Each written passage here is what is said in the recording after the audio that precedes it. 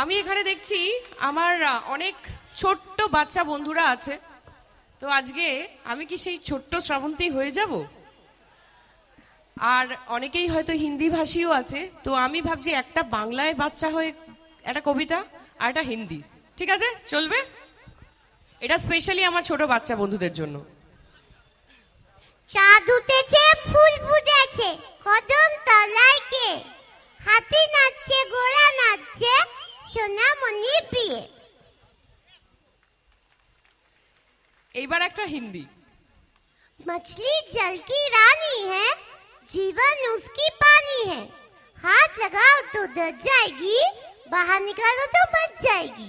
আর আমাকে আশীর্বাদ করবেন, আমার অনেকগুলো ছবি এই বছর 2025-এ রিলিজ হবে।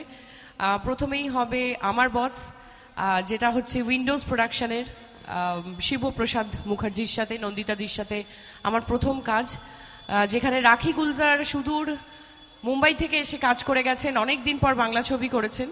তো দারুণ অভিজ্ঞতা আমার, আর আমার মনে হয় আপনাদেরও হলে গিয়ে একটা দারুণ অভিজ্ঞতা হবে, একটা অন্য ধরনের গল্প আপনারা দেখতে পাবেন।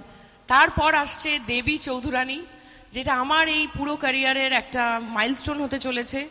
আর এখানে আমাকে অন্য ধরন, অন্য রূপে দেখতে পাবেন। একটা ঐতিহাসিক চরিত্রে আমি অভিনয় করেছি দেবী চৌধুরানী রূপে, প্রফুল্ল, তারপর দেবী চৌধুরানী।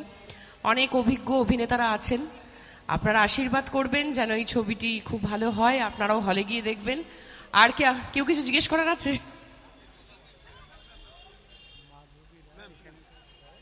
আর অবশ্যই মাধবীদিকে আমি ধন্যবাদ জানাতে চাই।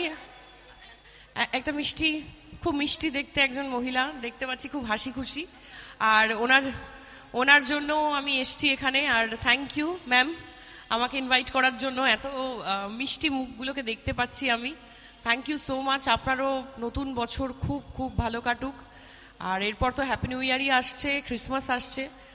আর আমাকেও আশীর্বাদ করবেন যাতে আমিও আপনাদের ভালো ভালো ছবি উপহার দিতে পারি।